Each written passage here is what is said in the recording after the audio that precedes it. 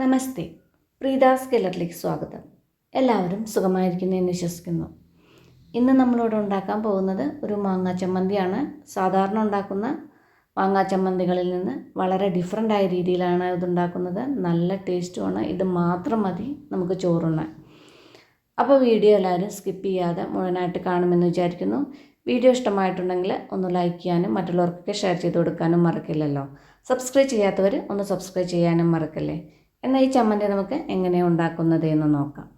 മാങ്ങ ചമ്മന്തി ഉണ്ടാക്കാൻ വേണ്ടിയിട്ട് ഞാനിവിടെ ഒരു പച്ചമാങ്ങ എടുത്തിട്ടുണ്ട്. ഇത് തീരെ പുളിയില്ലാത്ത മാങ്ങയാണ്. ഇതുപോലത്തെ പുളിയില്ലാത്ത മാങ്ങ കൊണ്ട് ചമ്മന്തി ഉണ്ടാക്കുന്നതാണ് കൂടുതൽ നല്ലത്. പുളിയുള്ള മാങ്ങയാകുമ്പോൾ നമുക്ക് കുറച്ച് മാങ്ങ എടുക്കാൻ പറ്റുള്ളൂ. അപ്പോൾ ചമ്മന്തി നല്ല കുറവായിരിക്കും.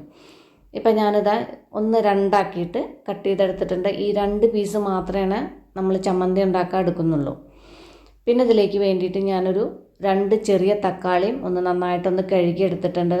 തക്കാളി നമുക്കിതൊന്ന് ഈ മാങ്ങ കട്ട് ചെയ്ത പോലെ ഇതുപോലെ ഒന്ന് രണ്ടാക്കിയിട്ടൊന്ന് കട്ട് ചെയ്തെടുക്കാം. തക്കാളി കട്ട് ചെയ്തതിന് എല്ലാവർക്കും അറിയില്ലേ, തക്കാളി കട്ട് ചെയ്തതിന് ശേഷം ഇതിൻ്റെ ആ മൂക്കൊക്കെ ഒന്ന് കട്ട് ചെയ്തെടുക്കുക. ഇനി ഞാനിതാ ഇവിടെ ഒരു പാൻ വെച്ചിട്ടുണ്ട്. അതിലേക്ക് കുറച്ച് വെളിച്ചെണ്ണ ഒഴിച്ചു കൊടുക്കുക.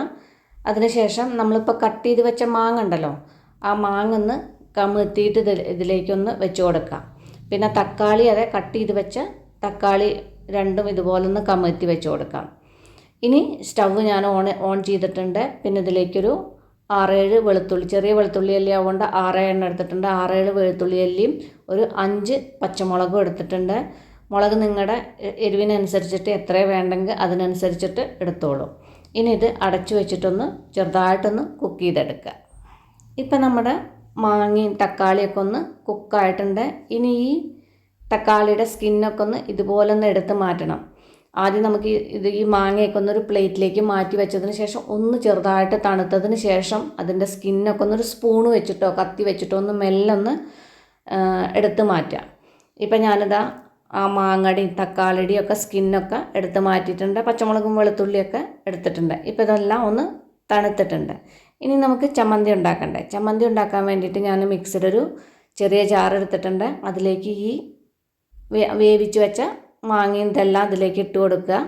ഇനി ഇതിലേക്കൊരു വലിയൊരു 5-8 ചെറിയ ഉള്ളി തൊലി കഴുകി എടുത്തിട്ടുണ്ട്. അത് ഇതിലേക്ക് ഇട്ട് കൊടുക്കുക. നിങ്ങളുടെ കയ്യിൽ ചെറിയ ഉള്ളി ഇല്ലെങ്കിൽ ചെറിയൊരു സവാള കട്ട് ചെയ്തിട്ട് ഇട്ട് കൊടുത്താലും മതി. പിന്നെ ഒരു പിടി മല്ലിയില ഞാൻ കഴുകി എടുത്തിട്ട് അതും അതിലേക്കൊന്ന് കട്ട് ചെയ്തിട്ട് കൊടുക്കുന്നുണ്ട്.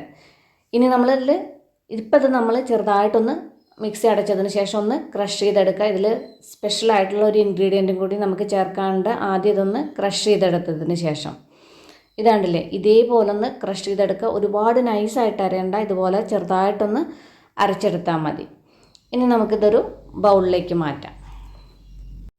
ഇനി നമ്മൾ നേരത്തെ പറഞ്ഞ സ്പെഷ്യൽ ഇൻഗ്രീഡിയൻ്റ് ഇല്ലേ, ഇതാണ്ടില്ലേ ഒരു 1/4 ടീസ്പൂണോളം ജീരകപ്പൊടി ഇതിലേക്ക് ഇട്ട് കൊടുക്കുക.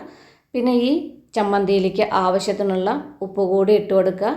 ഇനി നിങ്ങളുടെ കയ്യിൽ ജീരകപ്പൊടി ഇല്ലെങ്കിൽ ആ മാങ്ങ ക്രഷ് ചെയ്യണ സമയത്ത് ജീരകം ഇട്ടിട്ട് ഒന്ന് ചതച്ചെടുത്താലും മതി. ഈ ഉപ്പ് കൂടി ഇട്ടിട്ട് നേരെ ഒന്ന് മിക്സ് ചെയ്തെടുക്കുക. ഇപ്പോൾ ഉപ്പൊക്കെ ഇട്ട് നേരെ മിക്സ് ചെയ്ത് കഴിഞ്ഞിട്ടുണ്ട്. നമ്മുടെ ചമ്മന്തി ഇവിടെ റെഡി ആയിട്ടുണ്ട്. ഇനി വെളിച്ചെണ്ണയൊന്നും ഒഴിക്കേണ്ട ആവശ്യമില്ല. വേണമെങ്കിൽ നിങ്ങൾക്ക് പച്ച വെളിച്ചെണ്ണ ഒഴിച്ച് കൊടുക്കാം. അപ്പോൾ ഇതെല്ലാവരും ഒന്ന് ട്രൈ ചെയ്ത് നോക്കൂ. ട്രൈ ചെയ്ത് നോക്കിയിട്ട് ഫീഡ്ബാക്കൊക്കെ എന്നെ അറിയിക്കാൻ മറക്കല്ലേ. അപ്പോൾ നമുക്കിനി അടിപൊളി പുതിയ റെസിപ്പിയുമായി കാണാം. നന്ദി, നമസ്കാരം.